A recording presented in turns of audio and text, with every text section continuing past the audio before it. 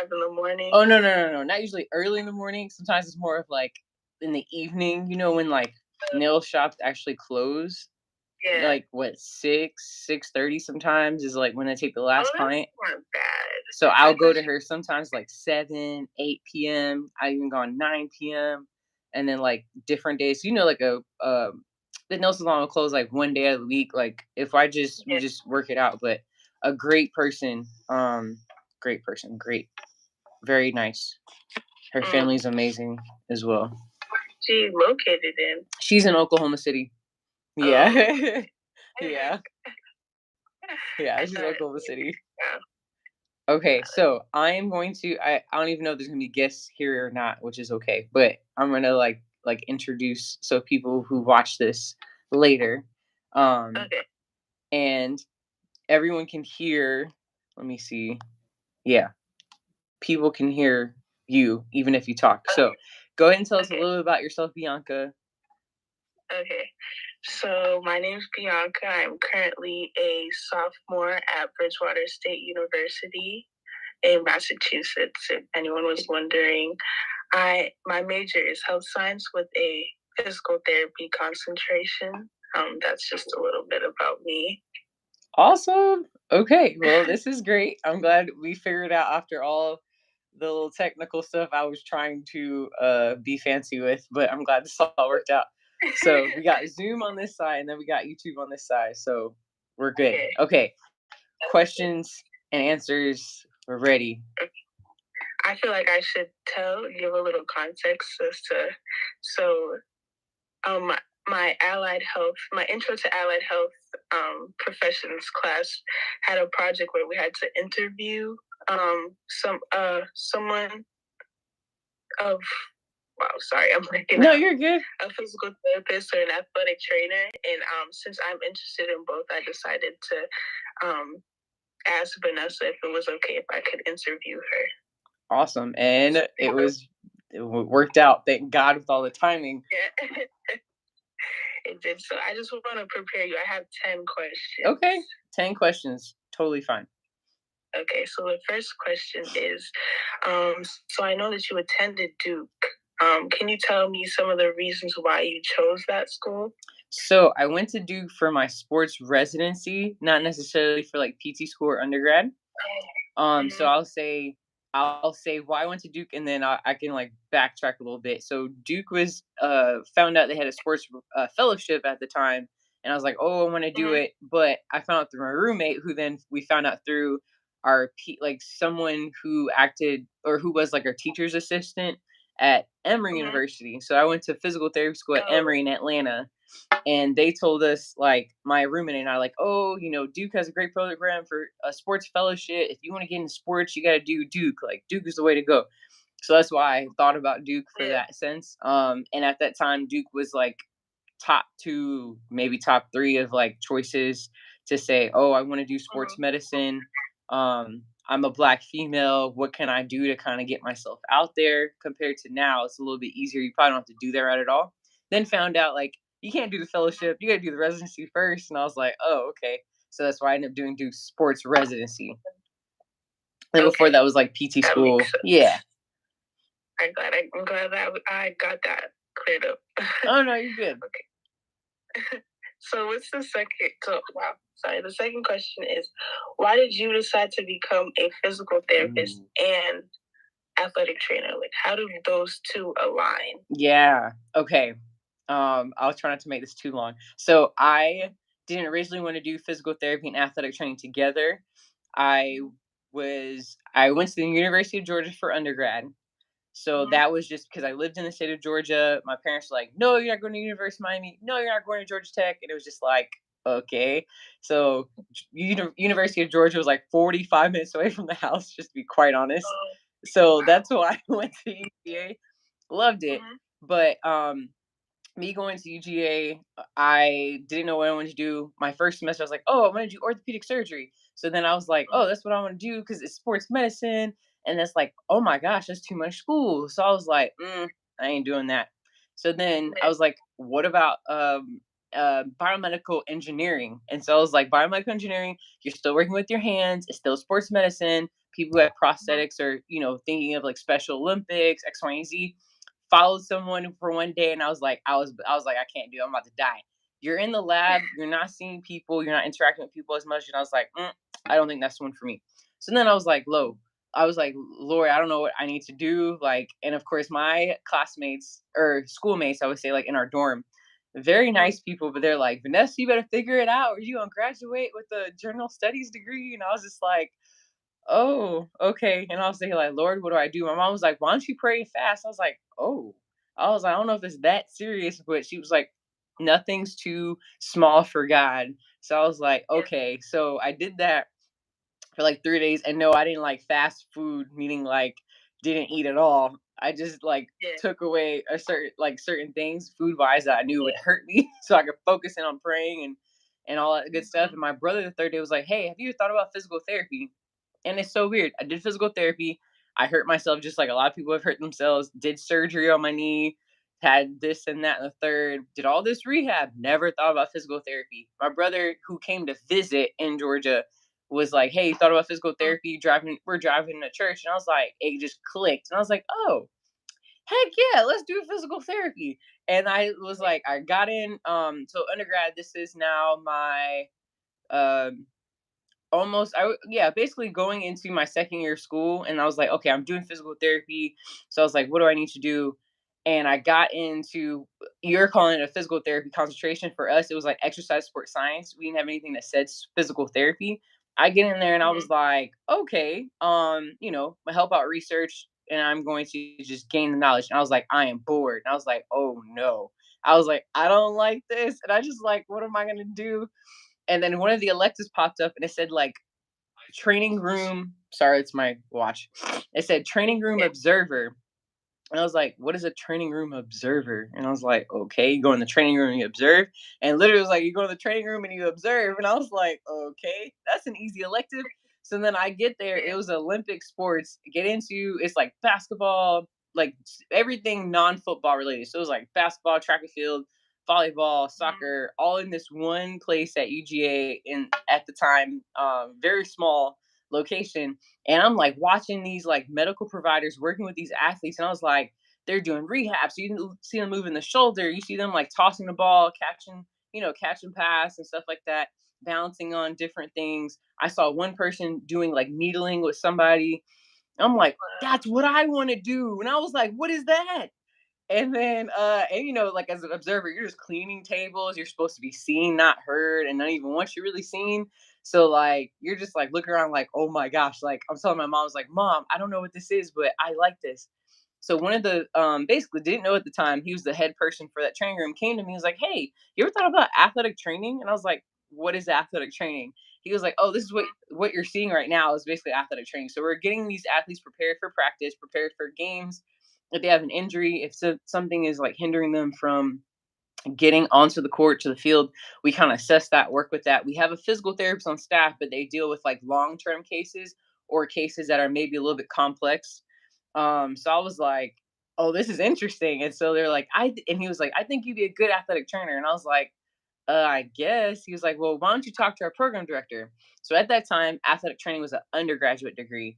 So I was like, okay. I didn't know at all the levels until I graduated and realized all the changes that are happening, and now athletic training is a master's degree. But talk with the program director, and he was like, oh, you would love to hear like doing athletic training X, Y, and Z. So of course at that time I was like, well, you know what? I'm not going to drop the physical therapy major. I was like, let's just add it on, because when I was looking at, I could see how the didactic work and the boring stuff of physical therapy when I was learning it, I was like, I might need it in the future. And then athletic training was like that hands-on, like learning like on-field assessments. Basically, a player drops to the floor. What could it be? Like you figure it out, and you had like a minute to like 30 seconds to like know, like, are you gonna stay and play, figure out what's going on, or you have to load and go, get off the field. So like that stuff was interesting. So that's when I realized, like, okay, I want to do both, but athletic training looks a lot more interesting. So then when I got into the program, loved it. We did 400 hours per semester, so it was a lot. And then we still had our own caseload or like school coursework. So time for graduation, I was like, my mom was like, you're gonna go do physical therapy. You need to have a backup plan. started looking at the salary for athletic train. Athletic trainers at the time were making like maybe 40,000, like on a nice day, like nice salary, Wow. up to 50,000. Like the common stuff was like part time, $10,000, like stuff like that. So I was like, Mhm. ooh, like I didn't do all this school for that. So I was like, Yeah. okay, I guess I'll do, physical therapy school.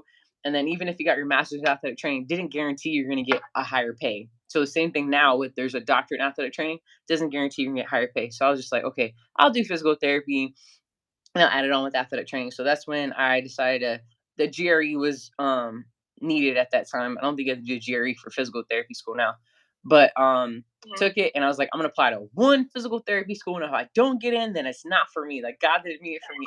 God did not want it for me. So I applied for one school at Emory and I got in. Didn't even know I got in until like the deadline for the deposit was due the same day. And my mom was like, have you heard from Emory yet? And at that point, because I knew I applied and I knew I was gonna forget about it because I just wanted to do athletic training so bad. And I was like, "Did you see if you got an email yet?" And I was Yeah. like, "No, I didn't get an email." And then she was like, "Can you check your email?" And I checked, and it literally was like, "Oh, you got accepted." This was like a month like later. You got accepted, and your deposit's due on this day. It would happen to be the same day. So that was a funny experience. I had to get my grandma and mom pick me up from college, drive me down to Atlanta, and get there to the office before the door closed to put in my deposit check. So I was like, okay, here we go. That's a great start to physical therapy school. Um, yeah. So when I realized I got into physical therapy school and then we started the first semester, I was unfortunately bored, but because I was like, oh, I already learned this material because athletic training, our program was so good at Georgia. So that's when I was like, you know what? I'm gonna take my boards for athletic training, and then I'm gonna start working as an athletic trainer while I'm in PT school. So that's basically how I realized how I can like marry the two. Because again, athletic training, depending on once you have that degree, you can pick up like little things, gigs here and there. So Mhm. I think that's why I want to push for that. For some people, do athletic training first if you can, do physical therapy if you can after. Um, is while you're in school, if school seems to be easy, except for maybe when you get to neuro or some other place courses, you can go ahead and get some extra money on the side or like help out the athletic training room there while you're in PT school. That's crazy because my professor was actually just saying this in class. Like, there's no rush to graduate school. Like you can always gain knowledge and experience, like working, as an athletic trainer, or like it doesn't even have to be as an athletic trainer, but just working your way up there. Like there's no rush Yeah, just to go to graduate school, exactly. and that's crazy to hear you say that as well. Exactly. Wow. But I knew myself I couldn't do that gap year. Some people like graduate from undergrad or like graduate with their degree and then they say I'm gonna work and then come back to school. I knew I couldn't do that. So because I knew it was like, oh, I get used to just making some type of money. And then that's something like for me, you gotta know yourself. Just for me, I had to like I'm gonna have to find a couple gigs while I'm in PT school or something and then go from there. Yeah, I definitely wow. Hey, so you didn't answer. How did those two align like Oh, right now? Your Oh, how they two profession. align now. Yeah, yeah, yeah. So physical therapy and athletic training, how it aligns now. I will first say it actually created like a buzz, to be quite honest, where it's like, hey, look at her. Just to be quite honest, where it was like, oh, a black person, we need to diversify. Um Mhm. and she has both degrees. So basically, if you have your athletic training degree, it shows like, oh, when it deals with like emergency medicine, God forbid a player falls on the ground, she knows what to do. Then the physical therapy side, it also tells employers like, say if there's a post surgical case or someone needs surgery or you want to assess um a little bit granular stuff when it comes to like how the body's moving and how it intertwines with everything. The physical therapy helps a lot, or like getting the rehab stuff. Um Return to function. So say if like for example it was like an ACL, like after they got a surgery, what are some things you have to work on before it becomes issues later? And then like piecing that together and then adding that return to play stuff that comes from the athletic training. So it kind of flows nicely. And so you have exposures to that or experience with that, in any setting, could be high school, like whatever setting, it really helps a lot in this setting. Obviously, the business side is a whole different ball game, and then also, even though this is pro sports, it's also the entertainment business. That's something you just never learn in school. Like you just have to be in this to get that aspect. Mhm. Wow. Thank you. No So problem. the next question I have Hmm. is, um, so I know you currently work in the NBA. What has been your experience working in that field? Was working in the NBA always a goal for you? Working in the NBA was not always a goal for me. So when I was in PT school and I already had my athletic training and I was graduating and it was kind of figuring like, what do you want to do? I knew it was sports from day one, but then you have a mom that's just like, oh, I love it when trauma center in Atlanta would be great to work in. And so she's like, Grady Hospital is in Atlanta. It's like top like teaching hospital. You see everything from gunshot wounds to like people being um recovering from stroke, like you could see everything there. So of course she was like, "You need to get the experience there. That'd be so great." And I was like, "Mom, like I don't know if I want to work there." So then Grady highly recruited me before I even graduated. It was like, "Hey, you want to come out here?" Da da da. So then when I get there, I was like, "Okay, I think I'll take the job just because it's like the first job." And I got acute care, which was more like the ortho trauma unit. I Mhm. loved it. So yeah, it was like gunshot wounds. It was like crazy stories. Like unfortunately, like, people being at parties at the wrong place, wrong time. They played for the school, and then now they got shot in their leg, and they need to like obviously recover. They had surgeries, so all this stuff was good. And then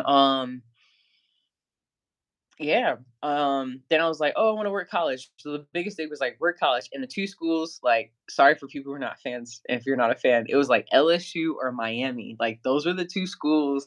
I was like, "I wanna work LSU or Miami." So it got real interesting when, like, I decided, I was like, "Okay." I was getting, like, people to talk about, like, "Oh, we're interested in you," but it was more of, like, not college, and it wasn't professional sports. So then I was like, "Okay, what do I do?" So that's why I was hearing about Duke sports residency, and then I was hearing about, like, the fellowship. So, like, certain things I was hearing about that I knew, like, if you wanna be the first in these fields, like, you might have to do a little bit extra work.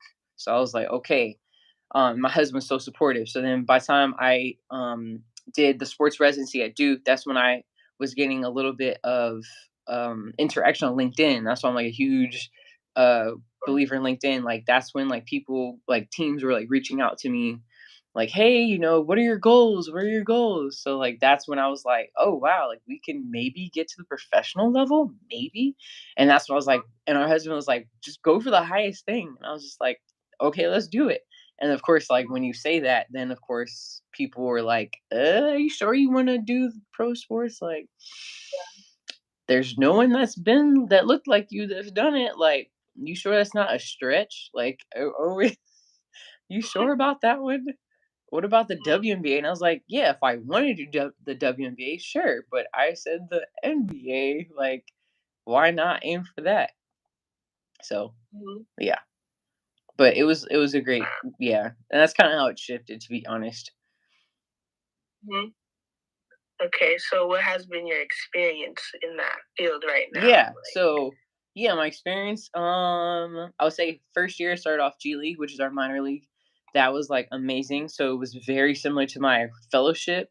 So I think I'm glad I did the fellowship because by time I got into like by time I got into my first season, it felt pretty natural, except you were just like down on like personnel. So you're not gonna get with G League, you never get a lot of staff, like, so you're the only medical staff there, and then now they made a rule that you get an assistant, so at the time I had an intern. So it was really good just to, like, work with these players. The players, a lot of them were around my age, so that was very interesting, but they were very respectful, so it was similar to college, like, University of Georgia, when you're an athletic training student, they're your age, obviously. So like when you're working football, this, that, and the third. But like the great things with the organization, they always chose like very respectful guys. So I never felt disrespected. And then also like how you carry yourself, biggest thing.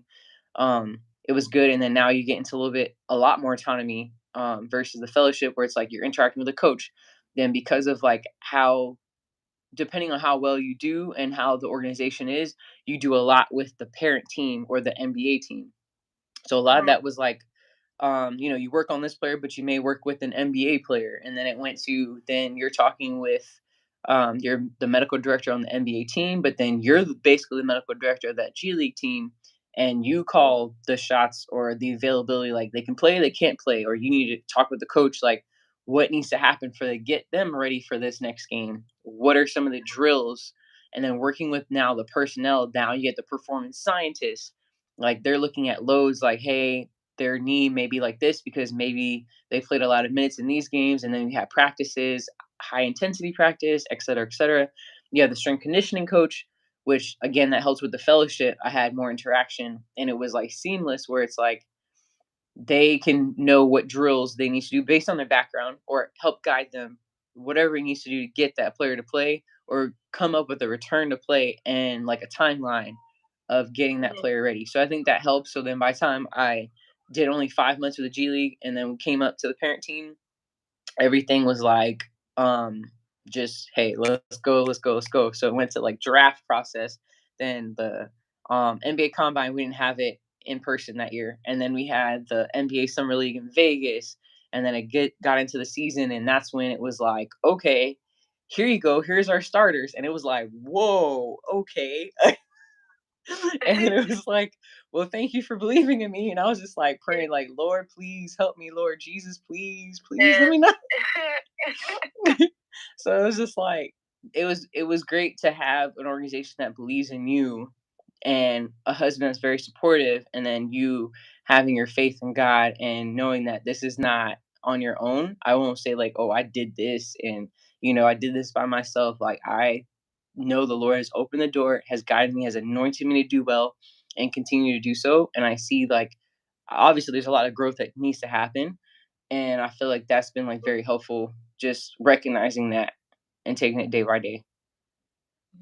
wow, your faith is just amazing. Like it's just wow. It's very powerful to see someone who like truly believes in God, and you put your all in your faith. Like me right now, like sometimes I feel like God, sometimes I feel like God isn't there. You know what I mean? But I Mhm. have to like realize that He's placed me in this position.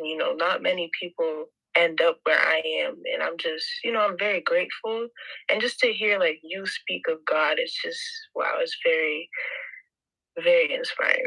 Thank you so Oh, much. no problem. Like whatever I can do, because it's real. Like again, like some of the conversations, random stuff that just pop up. It's like I could be on LinkedIn all day, but like some things it just fell into place without me trying or looking for it. That's how you know it's God. Amen. So the next question I have is what do you enjoy most about your job and what is the hardest part of your job? Ooh, okay. What I enjoy most about my job. Okay. I love to travel, so that is I like to be on the go. My mom always said since I was little I like to be out of a suitcase. And till this day I'm in and out of a suitcase. But I enjoy the travel aspect. I like the ever changing schedule. Um, Not just because like, oh, is it TV to be flexible? Like I legit like am bored if I'm doing the same thing over and over again or every day. So it's been helpful. I really enjoy working with these players. Of course, they're talking about we have 10 minutes left. This is about to be interesting. We'll create another session if we need Okay. to. We'll figure it out. Um, Working with these players because they're very respectful, great human beings. So I think that's been cool. Yeah, and interacting with people. I think the biggest thing is like growing up, and I came from a basketball family, whereas like everyone, like my dad and then my brother played overseas. They didn't play. They played at LSU and then the other one at another school, and then overseas. But it's not like they played in the NBA, and so like you still have that notion of like, oh, these players must be dickheads and da da da da. And it's just like they're really nice people, like very respectful guys. And then of course, like people around the league that you meet, you're like that become coaches and stuff too, like very respectful, great guys. And it's just like, wow, like all those stereotypes, get those out the door. Like don't stick with those. Like that's been like really cool to see. And the same thing around like some of the players that have opened up, not saying like currently like on this team, but like when I from my first year until now, it's my fourth season. So like just some of them talk about like even just about black females and like Yeah. the stereotypes, and they're like, oh, you don't fit the stereotypes. Like, yeah, because everybody's different. Like it's just like everybody's their own person. Like so like that's been like really cool, like breaking stereotypes in that aspect. And then the worst part or the hardest part of the job, not the worst part, hardest part of the job, um making sure you're staying on your like your P's and Q's sometimes. Like so sometimes I can get caught up in like, oh, I love traveling, like getting here and there, but then you have to know like, oh, you still have an assignment or an in service or a presentation due tomorrow or those things. And then like say if you're doing continuing education on your own, or for me, I'm doing a fellowship that I should have been done years ago. Like those things, getting balancing that. Also, like sometimes I do miss family, not around family a lot of times. So, like Thanksgiving, Christmas, for an example, that's like the normal. So athletic training taught me that, but then that was like 2010 till now it's 2022. You start to feel it a little bit when you're like, dang, like God forbid there was an event or even a graduation, I can't go because I'm working.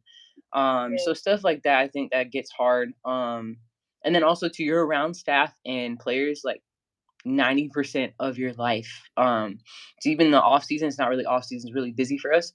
So we get a couple weeks like at the end of July, and I think that's when it gets you're around people like work like all the time. Even when you get home, work has access to you. So I think that's something like trying to ensure like you don't uh let your barriers down. So I think, and it's not like boundaries because I think when you're in this arena, you know how to keep your boundaries up in a way, but still, when it comes to like you know, not confiding in people, like there, you have to understand like work is work, and it's like if something's bothering you, like that's personal, you need to find someone in your personal life you need to like interact with. So I think that's something like people behind me, like I'm trying to share that information as well, because like we're in this all the time, but it doesn't mean like, oh, this is bothering me and you just share it. Like but yeah, just making sure you're keeping that balance. And I think being in here long enough can help that, but it depends on when you recognize like, okay, I need some alone time. So meaning when we land, I need like 30 minutes in the gym to get myself reset. And then it's like, okay, cool, I'm good. So that's what I would say. Thank you for that. All right. So the fifth question is wait. Yeah, let's see how much time, because I might need to create a new session. This is so funny how this Zoom works. Let's see. Then we should I wish be I can. We should be switch good. to like a new Zoom. That's what I'm wondering. We might need to. I think yeah, we should do that. Let's see how I do that real quick. Unless I end it and then start over. I think that's what you should do. Let's try it. Oh my gosh, people over here on the YouTube, pause for a second. We're getting a new Zoom on the other side. Okay, let me try this again. Okay, let's see. We're gonna start a new Zoom. Boom. Start meeting. And then we're gonna pick up with these few questions that we have. We just have a few more questions. And thank you guys for tuning in. And we're going to see if we can get Bianca back on the call real quick. There we go. Boom. This will be easy.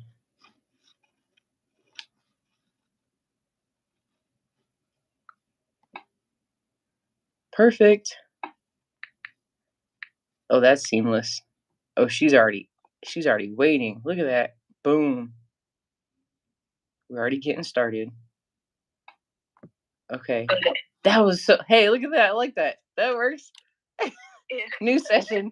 Back in session. Okay, great. Okay, picking up like we never paused the session. Nice. Okay. Oh, okay. All right. So, I know you previously worked at Wake Forest before going into the NBA. So, what is the difference between the setting at Wake Forest and the NBA now? Okay, yeah. So Wake Forest, that was a fellowship, and the way that was, it was very similar. And I think the way Wake Forest was set up, it was so helpful, I'm not even gonna lie. It made it so seamless. So when I got to the NBA, it just felt like kind of I'm not saying like I've been here before, but it kind of felt like, okay, I just need to figure out, how this organization does like how they actually manage things. But it was Mhm, very helpful when like you get your case. So at Wake Forest, you get your caseload. So say if like a football player had surgery, you're working with them, or say if a basketball player had like one example got hit by a screen and their mhm, shoulder was hurting them, but they couldn't play the next game, and it's like, they may not be able to play another couple games, but let's do an assessment and figure out. So it was like really cool where there was all the teams that were there, or sports, all the sports that were there, you still had an athletic trainer, and I acted as the physical therapist, even though everyone knew I was a physical therapist, athletic trainer. We had a mhm, rehab coordinator who was based on my program director, but he kind of guided me to act as a rehab coordinator for then whoever was on my caseload. So that was very helpful. mhm, And then there was a chiropractor needed. They were there, a DO that was there. I didn't know how to do manipulations and stuff at that time, so we used the DO for that, or the chiropractor. So I was hopeful. Massage therapists were there, so basically it was a similar setup to kind of like when you get in the NBA or NFL. Very similar mhm, setup where you have different um, people involved, clinical psychologists or sports psychologists, depending. Like we had that as well at Wake Forest, so it was very helpful when it's like we had a player, and say they had that issue, that whatever injury they had, whether it's surgery or non-surgery, we come up with a plan of care. Like, okay, I think the return to play could be 3 weeks, or I think it's 2 weeks, or it's like no, they have to have surgery. So are we doing prehab, and then are we gonna when we do the surgery, Vanessa, you go watch mhm, the surgery, see what's going on, interact with the surgeon. You see them the first day. Next day, we do like post-operative care, which would be like first aid stuff. Take off the bandages, clean the wound, just make mhm, sure the surgical site's good, and then we start some low-level rehab. And that's the physical therapy part that really helped. And then we start adding a little bit more with the strength coach to say, hey, they can work on the other limbs. And then when they're allowed to actually work on the post surgical limb, for example, it's like, okay, we worked on this and this in the training room. They're allowed to do this aspect, or, let's interact on what are some of the things you want to work on that we can see. Could they do that before we just, give you the full green light?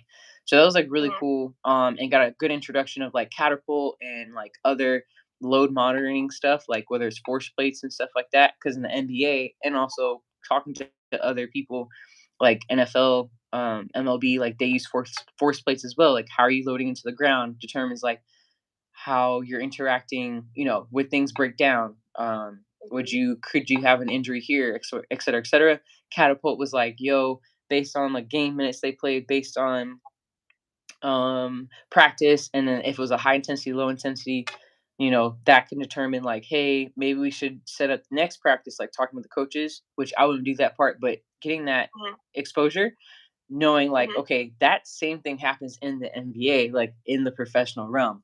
So like I think it was a great replica. And then on top of that, you still have your didactic stuff, which we talked about sports injuries, things that were very relative, like relatable, tangible for what you may experience in all settings, whether I worked with NBA players, or I was gonna work with like, stinking 8-year-old someone in baseball or something like that. So that was mhm, helpful. And then with Wake Forest, because I was working a lot of hours, but it was good. Chris Paul has a basketball academy. Um, it's called mhm, CP3, but it's connected with Wake Forest Sports Medicine Clinic. So it mhm, was so helpful. So obviously I met Chris Paul there a couple times, and that was helpful just to get some type of interaction. Don't think he remembered me, but then he ended up being on our team, and then it was funny he did remember me, so it was very funny. mhm, Um, and then I got to work with like almost all age ranges, and they were like actual athletes, where they were, even if they're weekend warriors, it was something like it was they had to play a sport, whether it was basketball or baseball. A lot of them came from high school. I had even adults, like they were like very like they were really big into biking, or like anything you think of. Like it opened my eyes to a lot of things, whether it's field hockey or just like things that mhm, I wasn't exposed to coming from the southeast. That arena, like we in Florida and the part of Florida and part of Georgia, we ain't do no field hockey and stuff like that. Now Yeah. I see it's more common, but we ain't do that Mhm. stuff. So that was helpful. I got exposed to a lot of things and then exposed to some of the things like AAU and understanding like some of the business side and meeting some of Chris's like family and stuff like that. So that was like really cool. And I think it just helps. It really just helps. So by the time I got here, it was like, yo, understand the business side of things where it's like people's contracts. So and at that time, college, you weren't getting paid like that. So I wasn't worried about some of those things. There weren't too many outside sources, so I wouldn't worry about as much. Like say if there's another medical staff outside of the organization working with the player. So now when you get here, you understand the time commitment because you are working like crazy in your fellowship. You understand you're Mhm. getting little sleep because you were doing that already in your fellowship. And so it was just very helpful. So I'm like a especially Wake Forest. I've talked to others who've done other fellowships. Like Wake Forest, I'm like a huge advocate for that program because Mhm. it helped me tremendously. It helped me more than it did Duke. But I know Mhm. I had to do the residency before I did the fellowship, and Duke was a good like framework, like foundation. But if Mhm. I stopped there, I really think I would not have excelled as much as well as I did. Mhm. Wow. Wake Forest is where's that located? That's in Winston-Salem, North Carolina. So it's still in the state of North Carolina, and Duke is in Durham, North Carolina. So they're like an hour and 27 hour and 30 minutes away. I had to I'll make that trip a definitely lot. I'll definitely look into that program. I've never like lived in the South, so I feel like it'll take a little adjusting for me, but Yeah. I definitely will look into that program. No, yeah, I would say that definitely some adjustment, and I was coming from Georgia and Florida, so you still will need to adjust, but it's Yeah. good, especially Wake Forest, like, Winston-Salem area is nice, and then Greensboro is, like, 45 minutes away. They have a lot of good, like, things there, and their G League team for the Hornets is there, Greensboro Mhm. Swarm, Mhm. so, like, internship stuff, like, that's something, like, look into if you ever Mhm. decide to go that route. No, I'm definitely gonna look into it. All right. So the sixth question is, what advice do you have for athletic trainers or physical therapists that are looking to work in the NBA? Okay, so if you are an athletic trainer or a physical therapist looking to MBA, first finding out first like what you want to do, and I don't mean like MBA, but meaning like, say if you, we'll start with the athletic trainer. Say if you're athletic trainer, you're like, I want to work in the MBA. Are you willing to do like internships to help you? And I know like LinkedIn has some stuff. Um, ooh, looks like I might have to charge this phone soon. Dang it. Hold tight, everybody. Let me grab my charger. Okay, let's grab.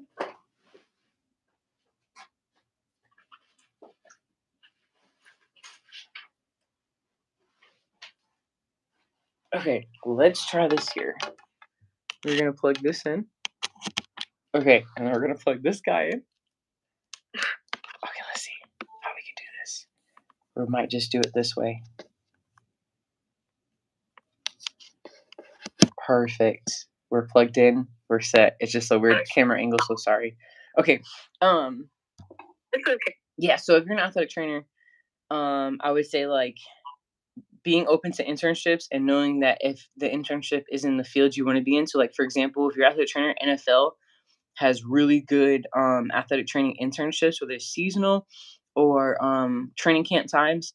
So I would say look into that. That's usually on LinkedIn. Obviously, like following people on LinkedIn who are doing what you want to do might Mhm. help you get some access to like how to get into those internships because they're gonna want a resume, they're gonna want recommendations for sure. Mhm. So just knowing when that like they put it on their page or where, say for example, the Colts say, "Hey, we have this and this," like jumping on that is helpful. Places like I'm trying to think, the NBA we're starting to do some stuff with the athletic training side of things, which has been helpful. So I Mhm. know certain teams do internships, but they don't always broadcast it. So talking with someone, he's actually from Japan. I met him in New York when he's interning with the Knicks, and he did what I advised, just go for it. Like he spent 2 years though, so hats off to him. Sending letters to teams and just saying, "Hey, this is my resume. This is what I want to do, and this, and this." He ended up getting that ticket to come to be an intern for the whole season. So that was like amazing. That doesn't always work, but just I think that's great. Now we talk about physical therapists, so that's good. Look into that. And then physical therapists, you want to get into the sports realm because you don't have the athletic training background, looking to other things that will show employers that, and I say employers like the team, that you have some type of background in sports, even though you may say I'm a sports physical therapist or I did this certification and I did this class. What helps is them knowing um like certain classes, for example, emergency medicine. Like, so I talk about this all the time on my YouTube channel, is like conjugate steps. So the American Physical Therapy Association has partnerships with certain companies, but one in particular, because I went through the program and I like Shelly Weinstein. I might be saying it correctly. Great person. She probably doesn't even teach as much, but the actual program is good. So Congent Steps, it's like COGENT steps. They're like really good to having something called like ERA. Now they changed the name of it, so it's like emergency medicine, but for athletes, like so catered to athletes. Having that helps employers know, like, okay, God forbid, you could be a first responder. So if we're in practice, someone goes down, you know what to do. You know how to use the AED. You know how to check if they're breathing, circulation. Simple stuff. You know how to intervene at a basic level. That helps instead of just doing your CPR first aid. It's a little bit catered to the athlete. So I think that's very helpful for physical therapists to look into that. Then certain clinics are good to intern. So if we look into like Exos is pretty good, and Exos in Phoenix, Arizona. I don't know why it's saying it's not charging. Hold on. Let's see what's going on here. That's pretty weird. Um, I'm gonna just press that button. I just need it to charge. It's saying it's charged. Okay, there we go. Perfect. Okay, it says charging now. I don't know what happened, but Exos is a physical therapy performance type of like clinic. They have there's other companies, I just don't know the name of it because oh no, there's one called Fox Therapy in Miami. Fox Therapy Miami, Exos in Phoenix, Arizona, and I know there's other places where it's like a mixture of a physical therapist on staff and a strength and conditioning coach. And marrying the two where it's like they'll have actual professional athletes come through. They'll have college players come through. I know Exos for instance, for Phoenix, they'll have NFL like draft, the combine, I should say, not draft, but the combine, they'll have those players come through. And the people that are there, whether you're a physical therapist, so you can be in physical therapy school and you can hopefully get an internship with Exos, for example. Or you could probably, see if you can intern depending on like how find people on Exos and just like ask. That's not a problem either. Just see what they do or how they accept, but you can help with like the movement process, doing, some type of movement with them, et cetera, et cetera. So we know we've met a few people who went through that, like Exos, whether they either worked there or as a physical therapy student, they did an internship or clinical rotation. So that's what you do in physical therapy school anyway. You have to do a rotation. So they go through there, they can do that. If you intern, that's another way as well. Um, and I know there's other places that have popped up that I don't know the names. They're not necessarily like big companies, but I know like watching them on Instagram and maybe going to visit because I have to visit a player. They're doing some great stuff there. So looking into those things, whether that is via Instagram, if they're on Instagram, YouTube, or if they do, LinkedIn. A lot of places are doing LinkedIn and just interacting. Biggest thing place people are looking for is you not asking for money. So that's where it gets a little interesting because they're like, oh, you can intern or you can intern for free. Like they see that as like value where it's like you're just observing, you're just there. So say if you are um where Massachusetts, and there's something that you really want to just intern, and you a lot of times they like the when you said just want to intern for free, I just want to observe.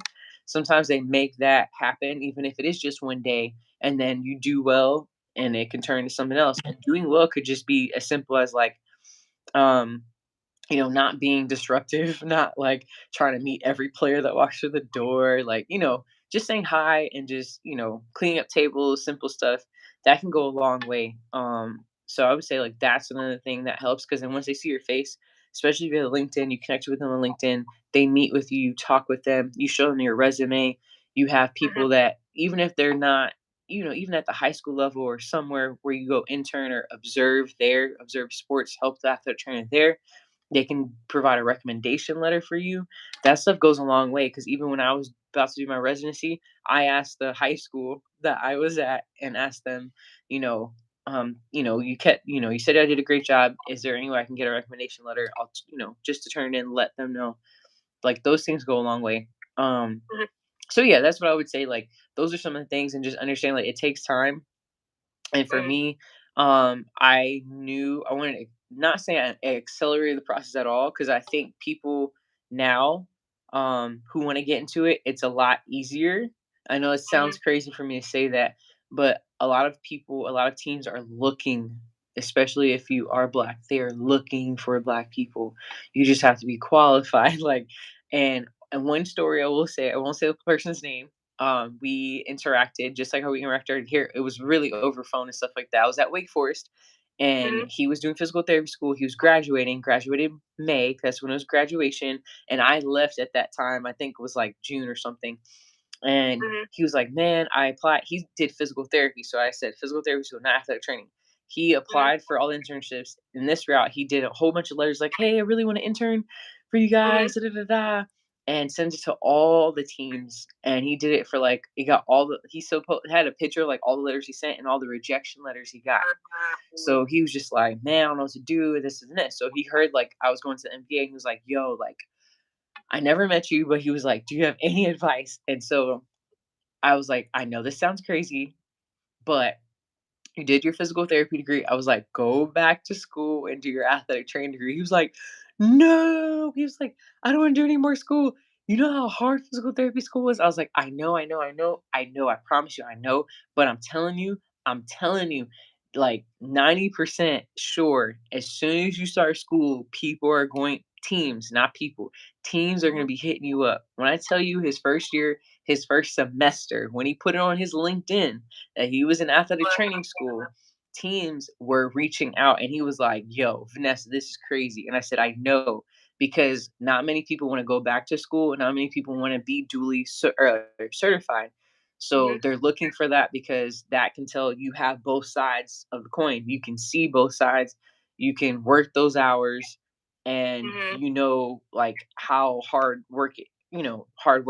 Not saying it's physical therapist, you don't know that, but then you have the expertise as a physical therapist. It's a doctorate degree. And Mhm. so for him, he never had to do a residency, he never had to do a fellowship, he didn't have to do an internship. So like certain things, understanding like the way this is going now, it's like I'm just, telling people this is what I did, but understand you may not have to do that. Maybe you just need to do physical therapy and athletic training that helps. Or maybe do physical therapy, do some of the things that we just talked about. That opens the door. But understanding a lot of people are becoming physical therapists now, a lot of people are becoming athletic trainers, a lot of them are not doing both. So understand Mhm. you'll be that, I won't say unicorn, but you'll be that 10% that is doing both to then catch the eyes of people like, "Oh, let's grab that person, let's grab that person." And you don't have to do all the Mhm. extra hoops to jump through. That was a long answer, but it was like It was needed. multifaceted It for was sure. needed. Thank you. It was needed. Okay, so what is what does your typical work day look like, and how do you find time to take care of yourself? Ooh, typical day. It all depends on what kind of day. So today was a practice day and travel day. Sometimes we have a practice day and we stay at home. Like, so if I said like today, for example, practice today, um, depending on if we have a meeting or not. So we had a meeting, but it was like during practice and it was like very short. So that doesn't take much time. But it may Mhm. start at like keeping aware, so I should say this, um having awareness of like players and their sleep and in what part of the season we're in, and knowing, excuse me, if we have like a long game road trip or we had a game yesterday, et cetera, et cetera. So for example, we had a game yesterday. um Yeah, I said that right. Yeah. We had a game yesterday. It was a home game.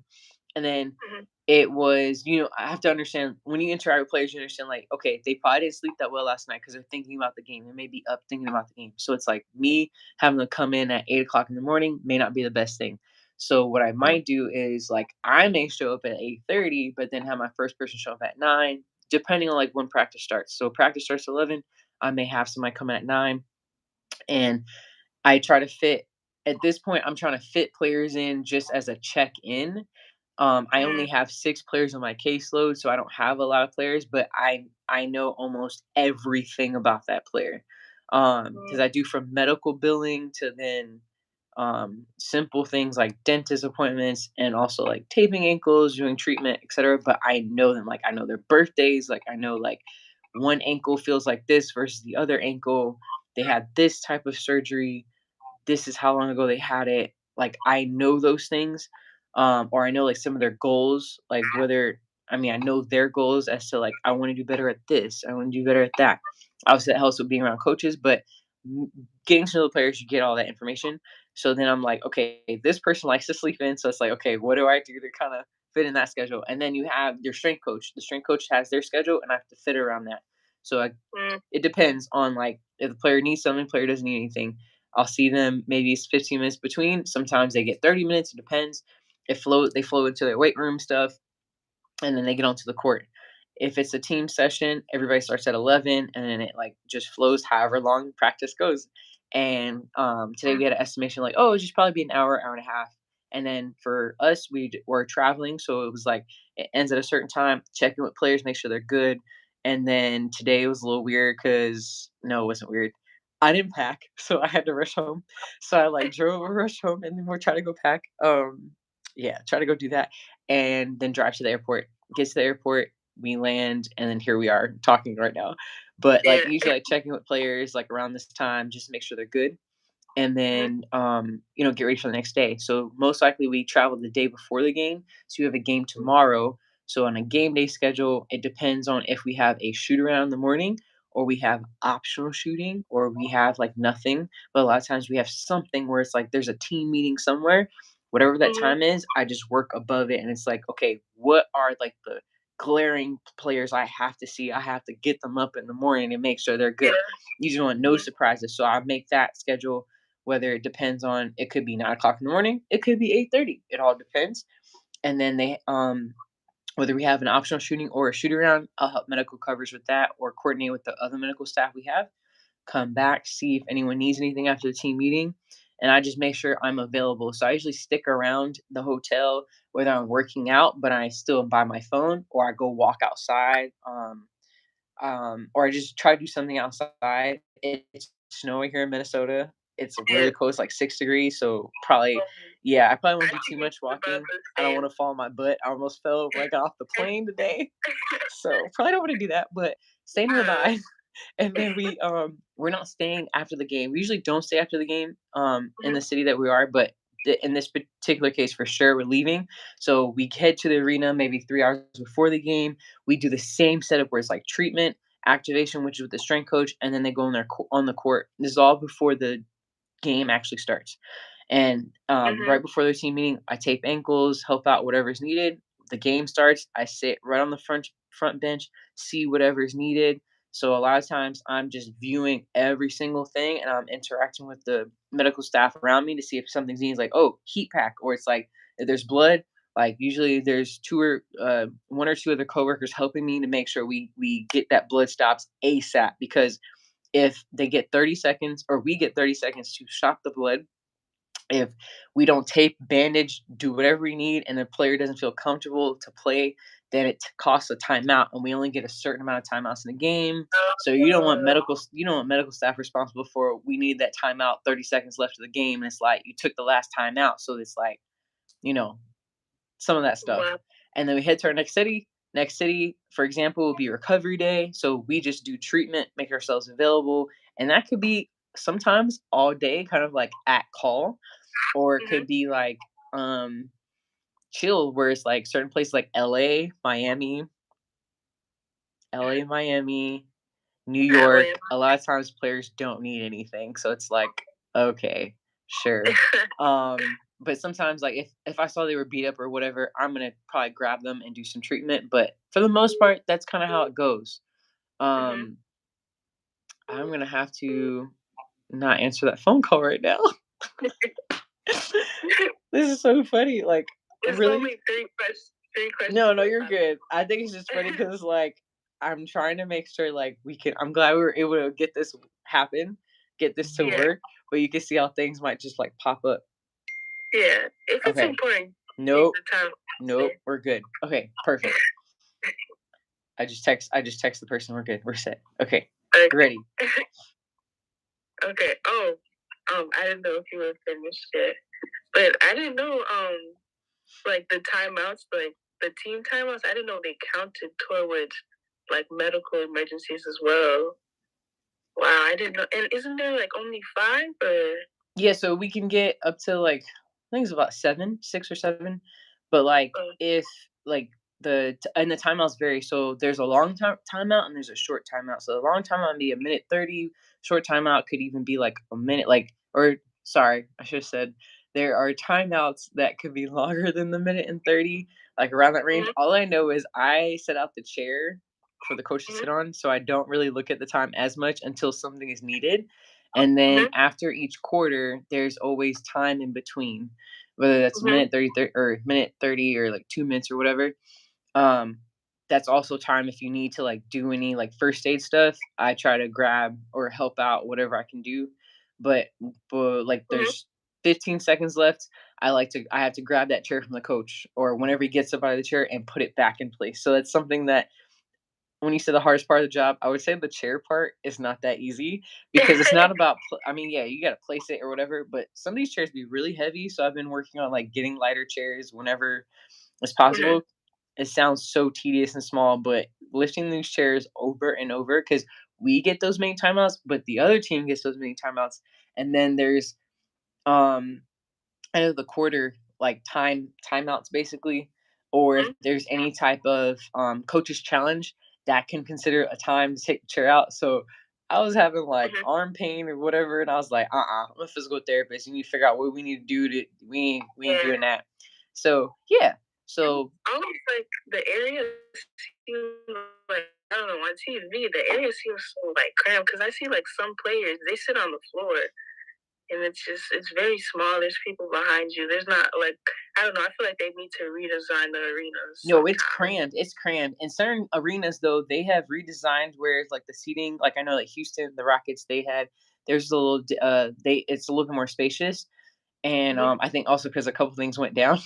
So Uh, the fans weren't, like, as close to the players' bench, but certain places, it's, like, real tight, and then, mhm, other players, if they decide to sit on the floor, that's on them, but, there's usually enough seats for everybody, but if there's, like, actual staff that there's not enough seats for, we have to sit them where the fans are as well, so that does mhm, happen, but it is tight, and then depending on how the game's going, if it's loud and, like, roaring because, like, maybe because we've had a lot of overtime games and double overtimes recently. We've oh, only done 22, 23 games.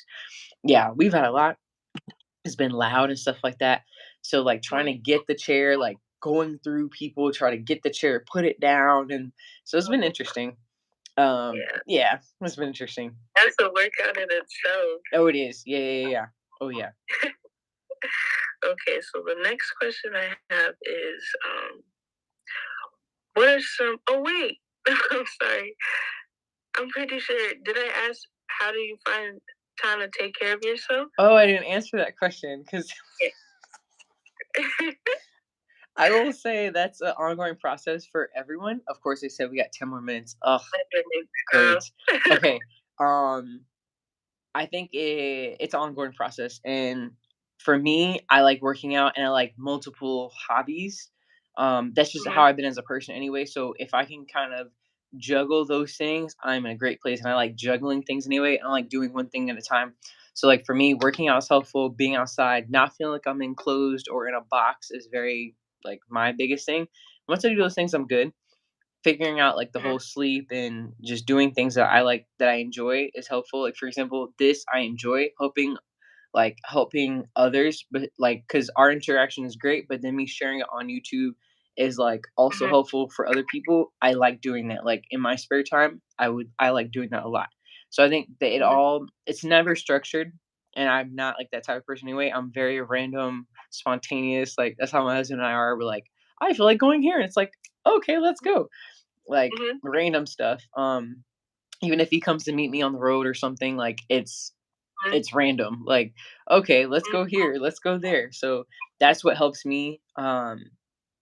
Yeah, with my self-care and then staying prayed up, because I think that's the biggest thing that I don't want things to get, um, con like, rowdy or something. When I say rowdy, like, your life, your head, the busyness that happens, I don't want it to get cloudy, and then I start saying, "Oh, I didn't pray today." Like, I want Yeah. to, like, wake up just if I, take my time getting up some days and try to like really like pray and just get my mindset like sit on the edge of the bed, just be grateful and thankful. Some people call it meditation, I call it prayer.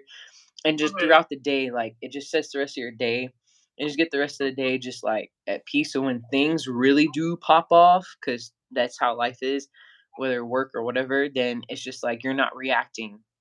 You're Mhm. responding, you're taking your time, you're praying about it, and then responding. So that's something I'll say for myself. What that process, continual Mhm. process. Yeah. Wow. Amazing. Thank you for that. So, do you want to end it again, I or think just we can. I think we might have time for one more question. I think we have like okay? 7 minutes left. Okay. The question is, what advice would you give students like myself who are pursuing this path?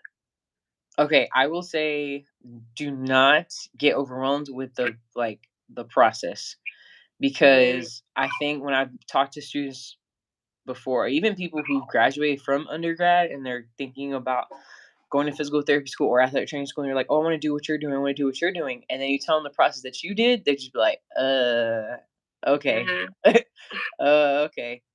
So I think because I remember when I was talking to a school and I realized like, yeah, I'm not trying to say you have to do what I did. So like that's what I also want to like stress the importance of. You don't have to do what I did, but I really want you to not put yourself in a box like I have to do it this way. So, for example, you're in undergrad, and that's what I wish someone told me in undergrad, you can major in whatever you want to. I didn't know that. I thought it had to be exactly what you're going to do in your master's or your doctorate program to get you everything done, but you just need to know the programs you're interested in, what is required. Um, Certain schools are weird though in undergrad. Some schools are like, "Yo, if you're not in that major, you can't take that class." So then, unfortunately, it puts you in that little box. But then sometimes with that major for the undergrad, they have you taking all these extra classes that you don't need. So that's mm, where it gets, that juggle. And then, unfortunately, nothing against advisors, but I've had a couple scenarios where I did not follow what they said because I was like, "There's no way you gonna have me mhm. graduate like, Yeah, late. in You five gonna have me years. yeah, you gonna have me graduate late, like, cause thank God I had a full ride undergrad, but it was like, "You're gonna make me start having to pay for school? No. No, Exactly. ma'am. That's not gonna work."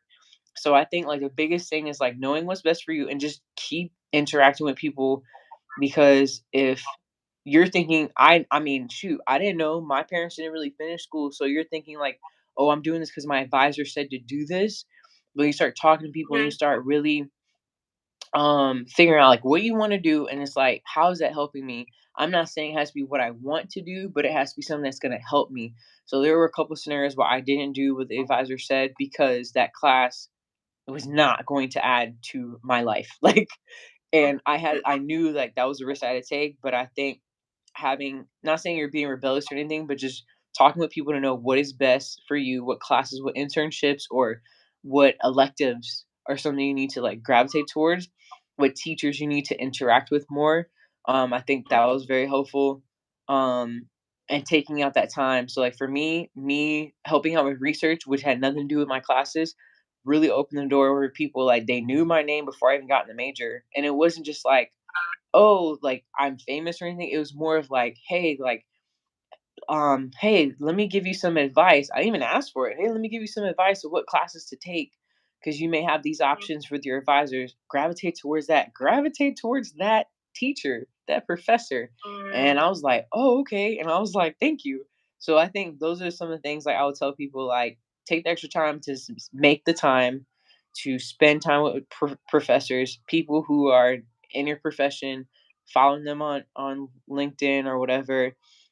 Understanding though, if they don't answer you, it's gonna be okay. Like I've had a lot of people that didn't answer me, and unfortunately, they mm, interact with me now, and it's just like you have to understand like they get bothered all day, and unfortunately, then when you get to this mhm. position, then it's like, oh hey, how are you? Yeah, Like it's just like yeah. I tried to talk to you like 3 years ago, and you ignored me, but you have to Yeah. really realize like they really are trying to survive as well.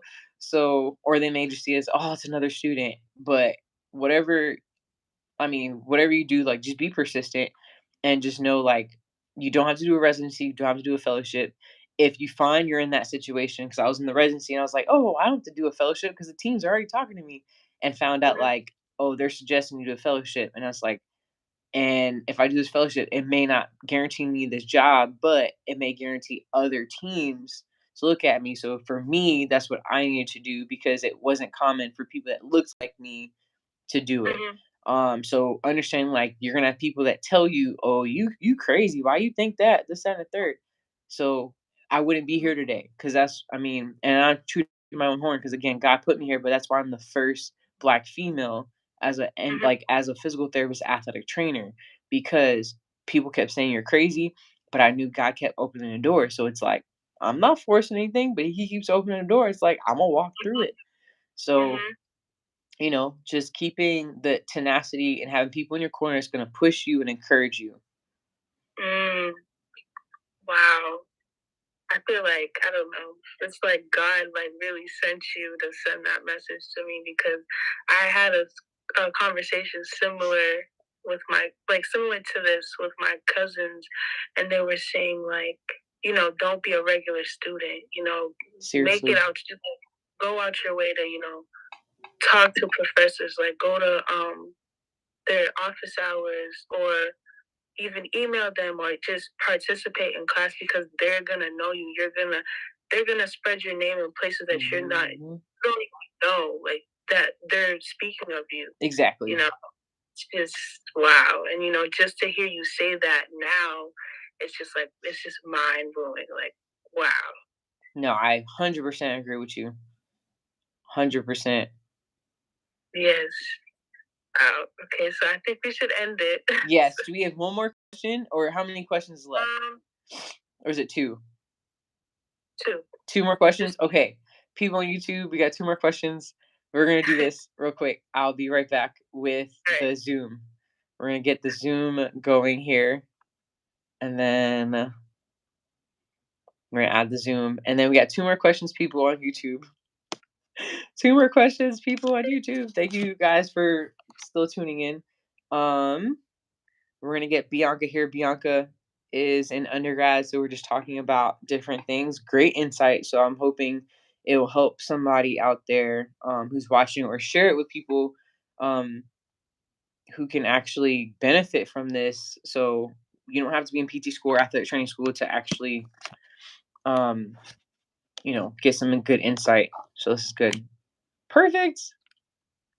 Can you hear me? I'm muted, that's why. I hear you now. Okay. There we go. Here we go.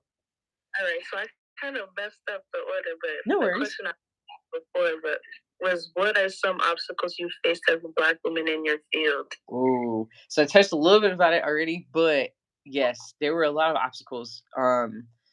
Whether you're a minority or black, there's definitely obstacles. So, uh, this is interesting. Um, hmm.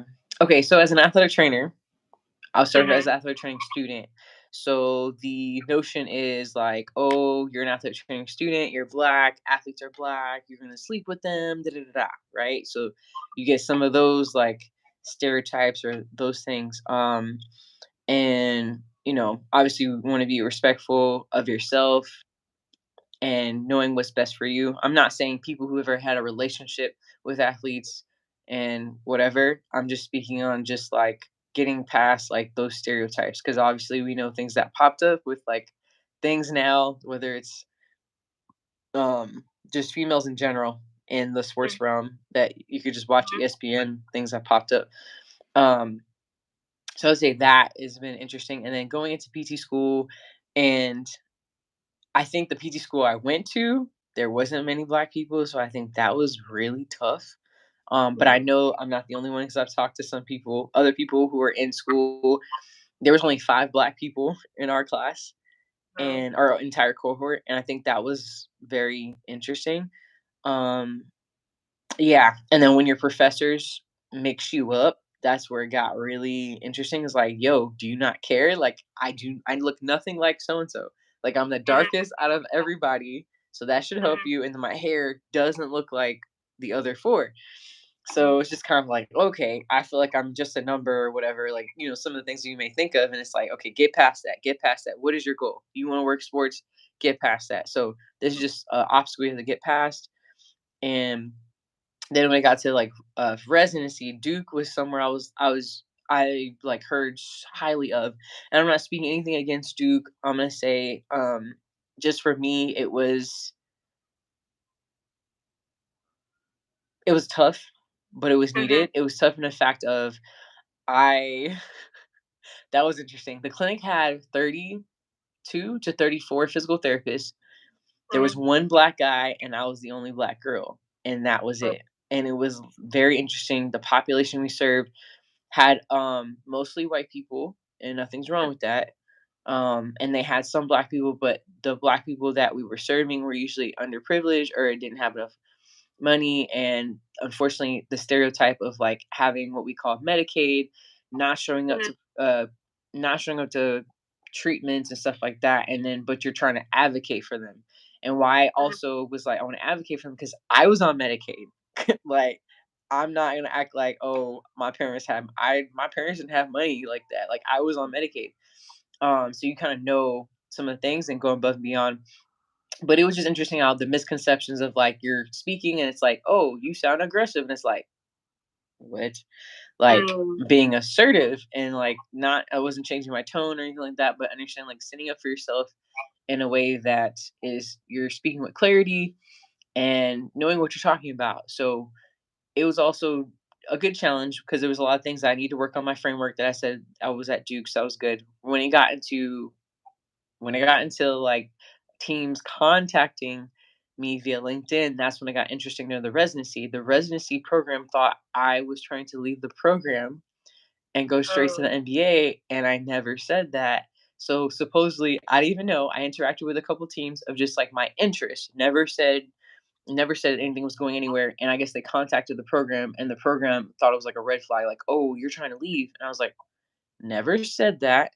Um, so I think there was like a lot of mistrust or distrust, I would say, in that sense, where they thought I'm doing something, and I'm like telling them I'm not. Like I'm gonna finish the program, and they didn't believe me. And so I was just like, okay, what can I do? Like I'm not lying to you, but I'm not trying to leave the program because I actually need to finish the program because that's also what the jobs want too. Um, that was interesting. And then it got to the point where they're like, NBA, why do you want to work in the NBA? Like, that's a stretch. Like, I can't even go work college. You think you can work college? I think you should go back and do another residency. Like, I was told, like, I need to go back to school. Like, so you're now at this point, you're like hearing all these things. You're like, yo, did I make a mistake? Like, did I come to Duke for no reason? Um, those things. So I think it was like a little discouraging. And then it came to the point where the fellowship aspect was coming around. The teams were like, hey, I think you should, do a fellowship. I think you need a little bit more. But it didn't say to go back and do another residency. So it's just like, okay. So I was looking to the fellowship. Duke's program had their fellowship as well. I applied. Then it went to, oh, well, the other applicants had more than you. So we went somewhere else, but we want to hire you to work here. And I was just like, so I'm not good enough for your fellowship program, but I'm good enough to work here. And I was like, I don't know. So then I found out Wake Forest had something, went there, gained a lot of experience, worked like crazy. And then it got to the point where then January, which is the final months of the program, this one particular team reached out to the program director. I didn't even know. They didn't hit me up on LinkedIn, asked for me, and he let me know out of respect and was like, "You can't go." And I was like, "Why not?" Like, and he was like, "No, the earliest you can leave is April, and that's that. And then it was like, okay. So I was like, if something opens up, I was like, okay, fine, fine, fine. But thank you for letting me know. But then it came to April when it's like, now other things started popping off. So there was other teams and other sports started to reach out via LinkedIn, and it was time to go on interviews and being flown out. Mhm. That's when life started getting interesting, where it was like one team was like, "Hey, you can come here." Then work was like, "No, you need a 3 weeks notice." And I was like, "3 weeks notice?" Like it was just like random things that were being said. Wow. And then it got to the point where it was like, "Hey, there's an opening here at this college," but it was a college that I knew I never wanted to work in. And Mhm. then a physician was very grateful enough to tell me like, "Yo, I know you want a job," but he was like, "To be honest, I'm white and I don't think you and your husband would like to be there." And when he said that, I know that was like, "Oh, what the hell?" But I respected that so much Mhm. because he knew what it was to be a white male in society and in that area because he knew that area in that college. And he knew like that to me, I respected that more than anything. Like that was like really I appreciate it because he could have been like, "Oh, it's a job. Yes, take it, take it, take it." But I was Mhm. kept saying like God kept telling me to wait. So the program Mm. director, like, I'm not gonna do it. Why? What do you mean? That like you can still work with basketball a little bit there, and it wouldn't be a problem. And I was just like, I keep hearing to wait. Well, what if God told you that you're supposed to be working outside the NBA? And I was like, well, I feel like God told me I'm working the NBA, and if it doesn't happen, that means then it doesn't happen, but right now that's what I hear. Well, you Mhm. need to, you need to not basically like, miss out on opportunities because you're so fixated on like working the Mm. NBA. So I was just like, okay, and I just knew I was like, gonna keep praying because I was just like, I don't know, but Mhm. now we're gonna get some clarity. May hit, and I was like, there's again, I did all these interviews, didn't really hear back. They're like, hear back meaning like you're going to the next step, but no one offered me like any contracts or deals yet. So then I'm like, okay, all these things are on the table. ACC Sports Medicine Conference hits. Now schools are there. University of Miami is there. So I was like Right. excited. And then by the end of that night, or by that afternoon on the next second day, my program director talked with someone and they were going to offer me something. And Mhm. I was like, oh snap, like this is what you wanted. But for some reason, I kept hearing like, wait, wait, wait. And I was like, what? Like I said, Miami or LSU. Why would I wait? Yeah. And I tell you, that same evening was at 6:30 in North Carolina, and I got a text message. It was like, "Hey Vanessa, are you free for a phone call?"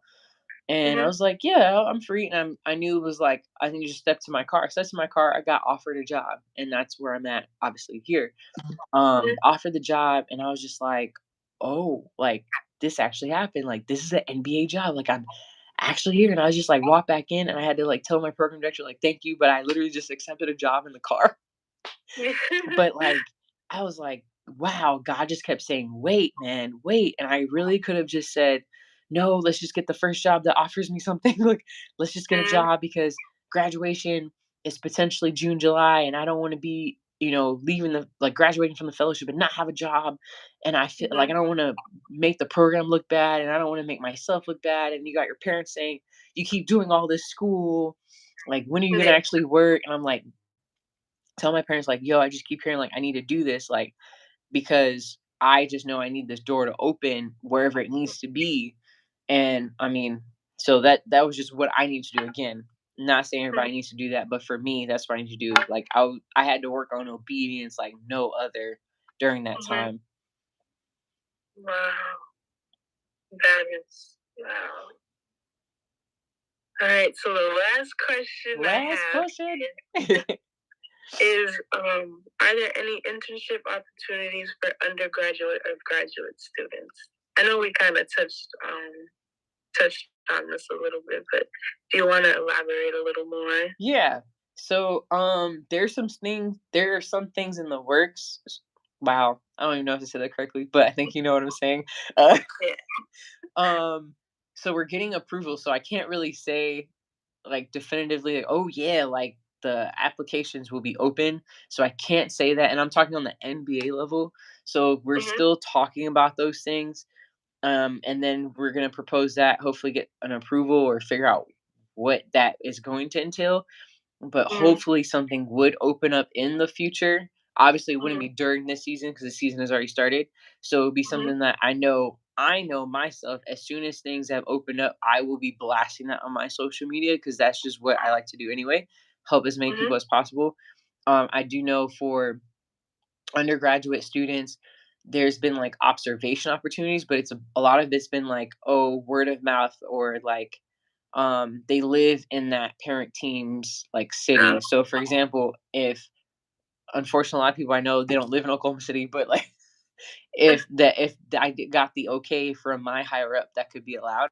But a lot of Mhm. times, the way our organization works, they don't let you see the parent team. They may let you observe the G League, our minor league team, and it all depends on, again, if that medical staff for that G League team allows that person in to view and observe.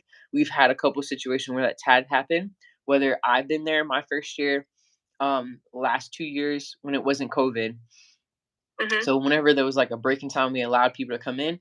We had somebody come in G League, and then even recently with the new person we have here on staff, there was a couple people. But based on how everything works, it's always case by case basis on that. Um, and obviously, this is Oklahoma, so I don't expect you to come all the way to Oklahoma in your particular case. But there's some I would opportunities where definitely come. you I'm would sorry. definitely fly all the way to Oklahoma. That's so funny. The flight itself, that would be like, what the heck? That would be crazy. But No. still, like if there is um like for actual undergrads for sure, like I do I think it depends like for example, you're in Massachusetts, so obviously Boston Celtics, what do they have going on? I do know the NBA has started like they call it a NBA fellow program, and they have it on their LinkedIn. So that's why I was like, hit up LinkedIn. Um excuse me, they have like different rules and stuff for that I don't know all the details of, but it would deal with, of course, the team that's like probably closest to you, if anything.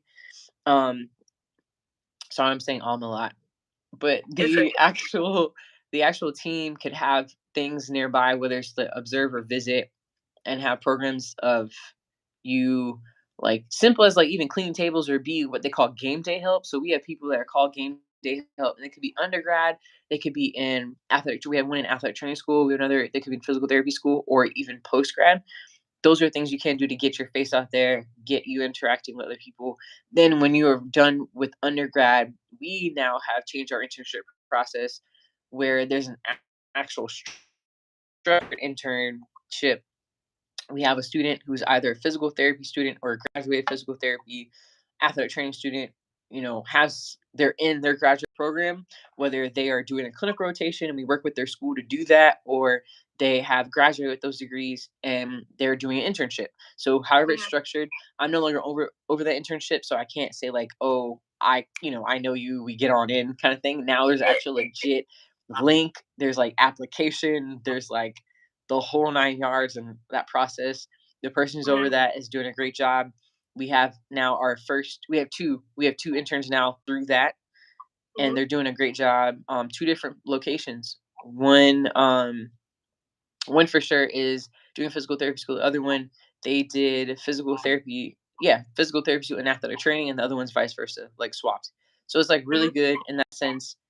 In that process where it's structured, you're gonna help with the G League. You're gonna get a lot of hands-on stuff.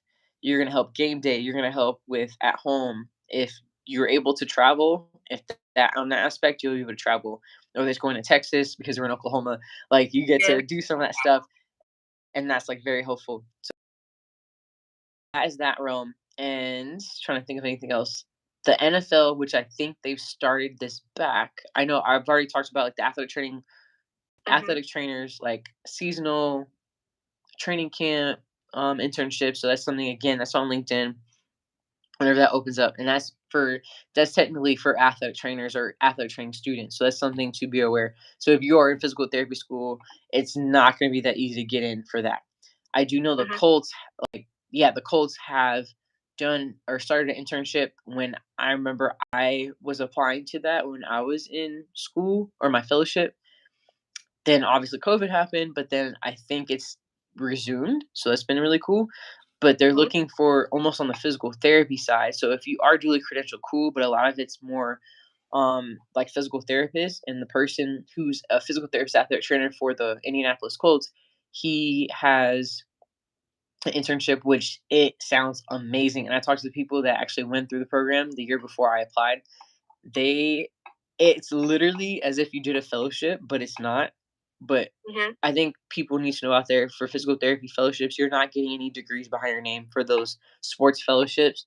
So if it's Mhm. really an internship and it turns into a job, by all means go for it. So he basically how I talked about Wake Forest, their fellowship is very similar in that sense, except it's all football, like everything football, Uh, obviously. So you're in the injury report meetings, like you're reporting to um, the position coaches, like helping with the return to play, deciding factors, talking with the team physicians, seeing surgeries, like it is the real deal. So he's also on LinkedIn. I don't know if he posts his stuff on his LinkedIn personally, but I would say like looking up Indianapolis Colts and then looking up Aaron Burrill if he's still broadcasting on his LinkedIn, but I would say like NFL has been posting some stuff, and then mhm. teams are starting to actually talk a little bit on their platforms, while them are waiting for funding to actually have an actual intern. Because if you have a seasonal intern for NBA, how it's so long, 82 games, that Mhm. actually gets a little bit tricky where it's like they have to live somewhere, they have to have food and shelter. So a lot Mhm. of times they do want to actually pay you, even if it's minimum wage, but pay you for something so you can Mhm. survive. So you're not trying to work all these other jobs while you're trying to intern. So some teams I talk to, they're still trying to work on that. But I know once I find out more information, I'm blasting that on my social media for sure. Um, Mhm. but yeah, it's yeah, pretty much it on the internship Wow. side in the NBA. It's getting better. Like the NBA itself, they're posting stuff on their LinkedIn. Um, it wouldn't be right now as I was saying before, but they're posting some stuff even for, like people who went to HBCUs. I didn't go to HBCU, but say if you went to HBCU, they're posting stuff about that, and then people who want to be a fellow and just like shadow and just those opportunities. That's been good. The nearby PT school we have here, the Thunder. We had training camp that day, so obviously I couldn't go. But Mhm. some Thunder people actually went to the physical therapy program, met up with some undergraduates there too, and interacted with some, and then we are trying to coordinate like having them come visit and Mhm. see some stuff. So that's what I was saying, like the parent or wherever your parent team is, and for you probably Boston Celtics, like Mhm. trying to find people to like LinkedIn and like messaging them. Can I shadow for a day? Can I observe? Like I don't, Mhm. you can, and I know it sounds crazy, especially like obviously you, but if there's other people I would want for us to have interacted and actually talk to each other before you say, "Hey, I know Vanessa." Like, so then Yeah. it's just like, "Hey, is there any way, I've talked with Vanessa and just want to know, do you have any opportunities just to observe, unpaid internship or unpaid observation, like, so they know like you're Mhm. not trying to get money out of them, you're not trying to like go meet, you know, players and stuff. You just want to like see what they do, because every intern Mhm. or every organization is different." Mhm. So, yeah, Wow. Thank you so much. no problem at I'm all. This is definitely good. going to look. I'm definitely gonna go look into some for the Boston Celtics to go see if they have some for sure. Yeah, for sure. Thank you so much. Thank you so much. It means the world to me that you took the time out of your day to just come and sit with me and answer these questions for my class, for my project. It just means the world. I'm so grateful for you. I wish you nothing but the best, and just thank you. Just thank you so much. No, Thank you no so problem at all. I'm glad this worked out. Like this was much. crazy timing because I know we kept trying to figure it out, and then I was thinking like, man, your project's gonna be due soon, and I was like, I hope I could help. And then Yeah, I was just like, we're traveling this day. Hopefully, if there's no traffic and we can coordinate this, then yeah, I'm glad this worked out. So this is perfect. yeah. Perfect. Yes, it was perfect. Thank you so Oh, no much. problem at all, and I hope everything goes well, and definitely we'll keep in contact, because I think this would be good. I mean, this is just the beginning, Yeah, and I'm gonna yeah, present this to my class. So hopefully more people, if they have any questions, they will DM you as well. for And yeah, sure.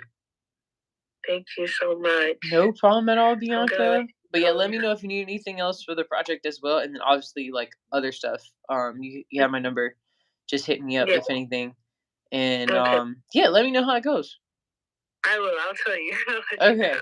Awesome. Thank you so much. No Have a great problem. Have a great night. All right, bye. Bye. Okay, peeps. Thank you. Man, I hope all y'all didn't stay that long. That's so long, about to be 90 minutes. But I appreciate you guys, the people who stayed. Share this for the undergraduates and also training school. Yeah, I think that was like really good insight. We got a lot of Q&A. Got guys have a great night. And yeah, that's it. Thank you for liking and subscribing. Adios.